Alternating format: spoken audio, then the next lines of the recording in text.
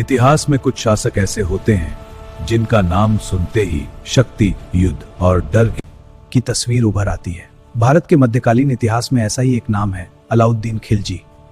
एक ऐसा सुल्तान जिसने न सिर्फ दिल्ली सल्तनत का विस्तार किया, मंगोलों को रोका, एक सुलान तंत्र को कंट्रोल किया और अपनी कठोर नीतियों से पूरे साम्राज्य को लोहे की तरह जकड़ लिया। लेकिन सवाल यह है, क्या अलाउद्दीन खिलजी सिर्फ एक क्रूर शासक था या वह एक दूरदर्शी प्रशासक भी था?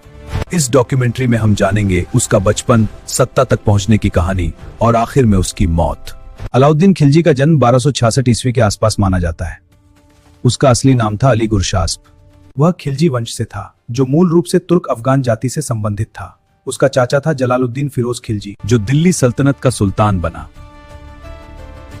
जलालुद्दीन नरम दिल, लेकिन अलाउद्दीन बिल्कुल उल्टा, महत्वाकांक्षी, चालाक और सत्ता का भूखा।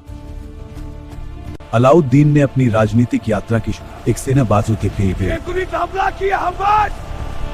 देवगिरी पर हमला करो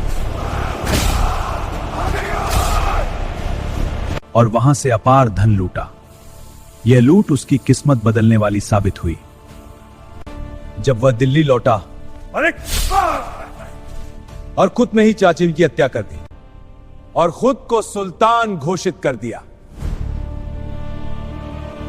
यह घटना बताती है कि अलाउद्दीन के लिए सत्ता से बड़ा कुछ भी नहीं था, न रिश्ते, न नैतिकता। सिंहासन पर बैठते ही अलाउद्दीन के सामने कई खतरे थे। अंदरूनी विद्रोह, अमीरों की बगावत, आर्थिक अस्थिरता। उसने सबसे पहले अपने विरोधियों को बेरहमी से कुचल दिया।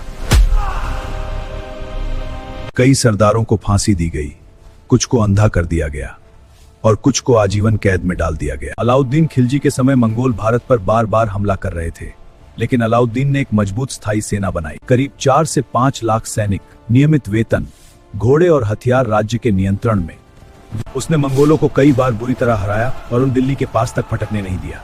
यह उसकी इससे बड़ी से प्लान नहीं है। अलाउद्दीन खिलजी सिर्फ रक्षा तक सीमित नहीं रहा, उसने भारत के कई हिस्सों पर आक्रमण किए। उत्तर भारत, गुजरात, रणथंभौर, चित्तौड़, मालवा। चित्तौड़ का युद्ध खास तौर पर प्रसिद्ध है, जहां रानी पद्मिनी की कथा जुड़ी हुई है। अलकरस्कान भी। मलिक काफूर, तुम दक्षिण भारत जाओगे? हाँ हुजूर। विजय लेकर लौटना।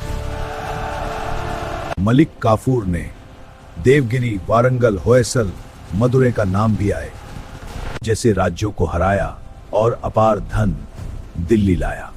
दक्षिण भारत सोना। दक्षिण भारत से लाया गया सोना दिल्ली सल्तनत की आर्थिक रीढ़ बन गया। यह हमारी